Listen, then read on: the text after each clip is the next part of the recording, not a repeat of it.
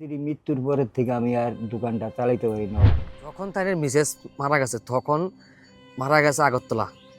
ওনার কাছে কোনো সাধ্য ছিল না যে টাকা জমা দেয়া ডেড বডিটা বাড়ি করে আনবো। আমার কর্তব্য কাজ হলো বাঁশি বাজাই আর চানাচুর বিক্রি করি। বর্তমান তো একদম নিঃস্ব হয়ে গেছে, জায়গা সম্পত্তি নেই। আমরা পাড়া প্রতিবেশী সকলে মিললে ওনার স্ত্রীর যেই শ্রাদ্ধক্রিয়া, এই শ্রাদ্ধক্রিয়া কাজ আমরা সবাই সহযোগিতার মাধ্যমে সম্পন্ন করছে। মানে রোজগার করি না বলতে একটা ছেলে আছে, মেন্টালের সমস্যা, আরেকজন আছে অটো চালায়। এই কোনো রকমে দিন আনে দিন খায়, এইভাবেই চলছে।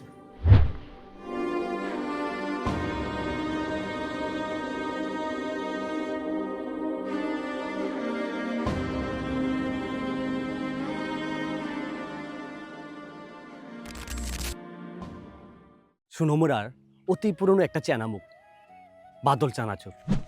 আমরা শৈশবে যে সময় স্কুলে যেতাম বা কলেজে যেতাম, স্কুল কলেজের সামনে এই চেনামুখটা আমাদের সামনে ভেসে উঠত, চানাচুর বিক্রি করত। পাশাপাশি বিভিন্ন বিয়ে বাড়িতে বাঁশি বাজাতেন।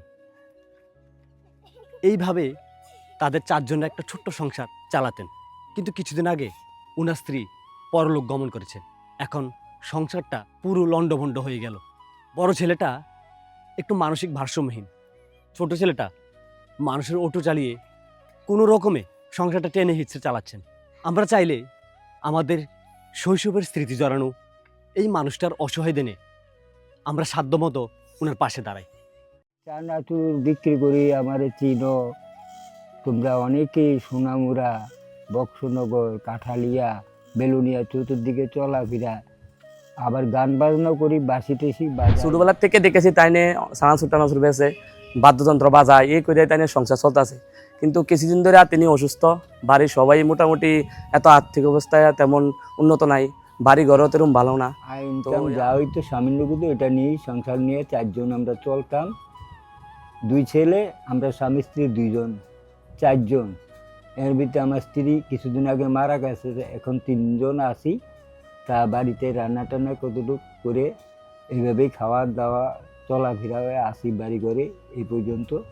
দোকানটা পুঁজিবাট্টার জন্য, টাকার জন্য এখন আবার কিছুদিন আমার স্ত্রী মৃত্যুর পরের থেকে আমি আর দোকানটা চালাইতে পারি না, অকশনে আছি দুর্বলতা হইয়া।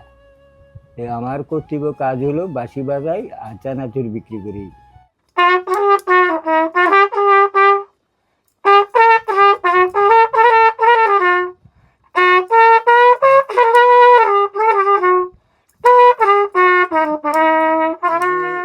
আমাদের বাদল মালাকার আমাদের পিসু হয়, আমার পিসু হয়।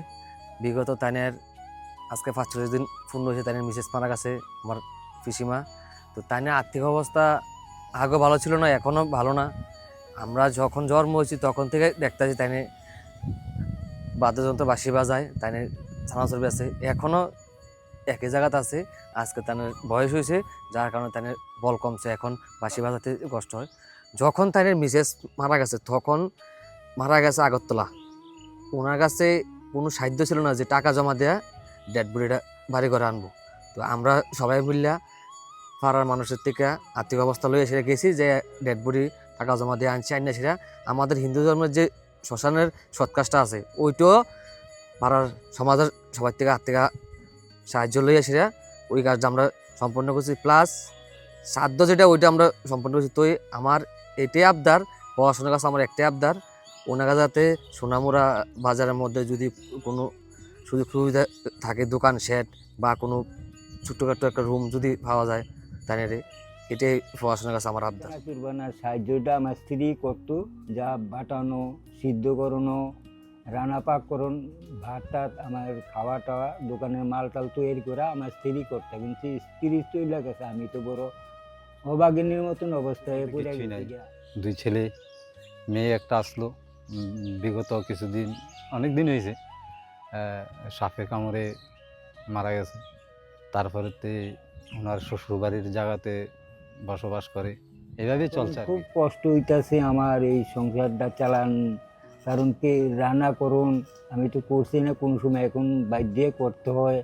শাক ভাত, সিদ্ধ ভাত বেশি করে বহুত কষ্ট করে থেতানো করে, আর পুরো আমি খাওয়া দাওয়া করি, উপায় নাই। যা হোক সিদ্ধ মিদ্ধ দিয়ে কোনো রকম ডাল দিয়ে এই খাওয়ালো আমার কোনো রকম চলে। এখন আমার যদি একটা সোনামুড়া আমি পুরাতন বিক্রি করি না, বয়স্কৃত লোক চানাচুরের মধ্যে নাম করা মানুষে বলে, আমি বলি না, কিন্তু বিক্রি করি। এখন আমার একটা বছর দোকান টোকান হইলে, একটা ভিত্তি হইলে আমি একটু মাথাটা গুজাইতে পারতাম। এবারে বৃষ্টি বৃষ্টি ভিজা, রোদে কুয়াশায়, ঠান্ডা কাশে জ্বরে ভুগিয়া টুগিয়া কষ্ট করিয়া এইভাবে জন্ম